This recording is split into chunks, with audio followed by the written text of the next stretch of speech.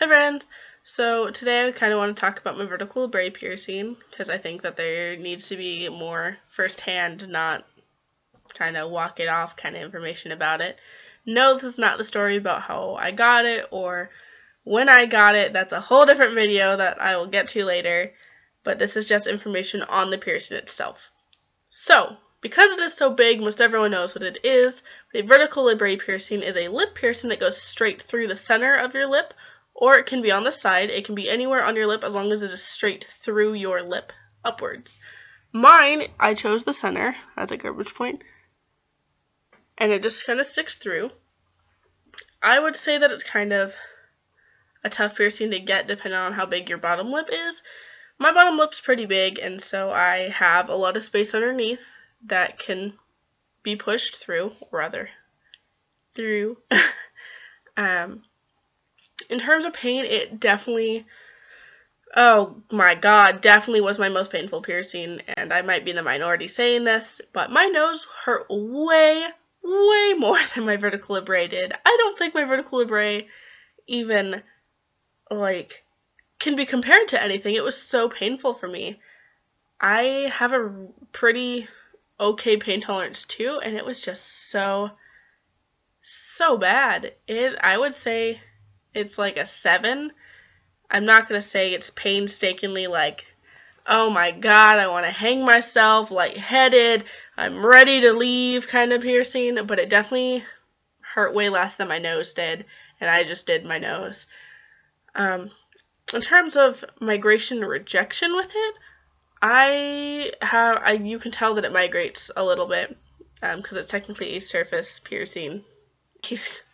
It's not necessarily like how a belly button is, where it's just in that flesh or the skin piece. It is through a pretty thick piece of flesh, especially on me. I don't know how it is for everybody else. For me, it's pretty thick flesh, so I didn't get much migration. Also, didn't really try to reject. The top moves. There's a little bit of a bigger scar on the top than the bottom. The bottom because I tore it purposely, but the top one, there's not much of a scar from movement. The bottom, however, when I got it pierced, is sideways, and that'll be explained in a later video.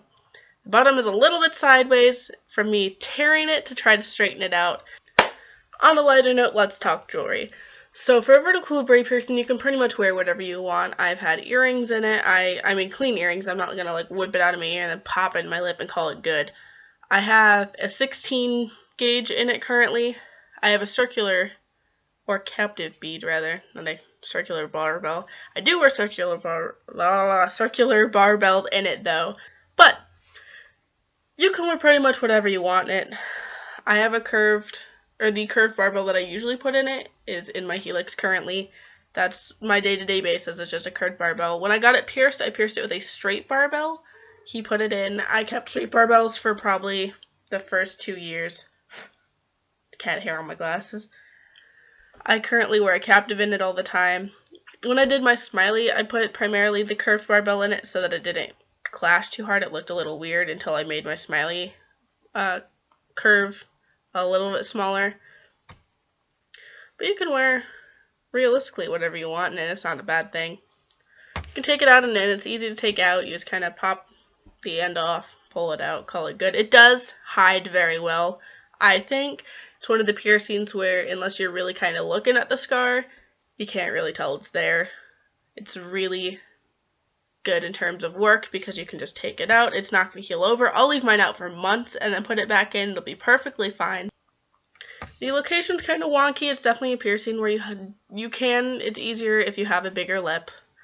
But you can do it if you have a smaller bottom lip. It's not horrible at all. And you can do it anywhere really along the lines of your lip. I've seen people do it on the sides where you get a regular labret.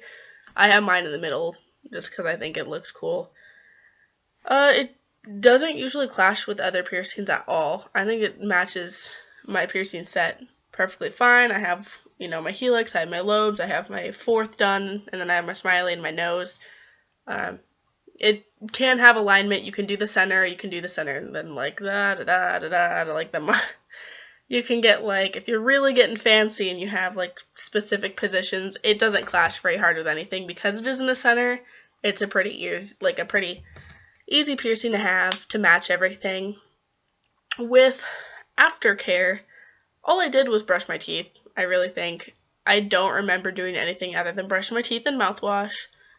You probably should spray it with saltwater spray or do a salt soak. Oh my gosh, salt soaks would probably be good for it. But I changed mine early and I didn't do much for it, and I mean, I do regret changing it early.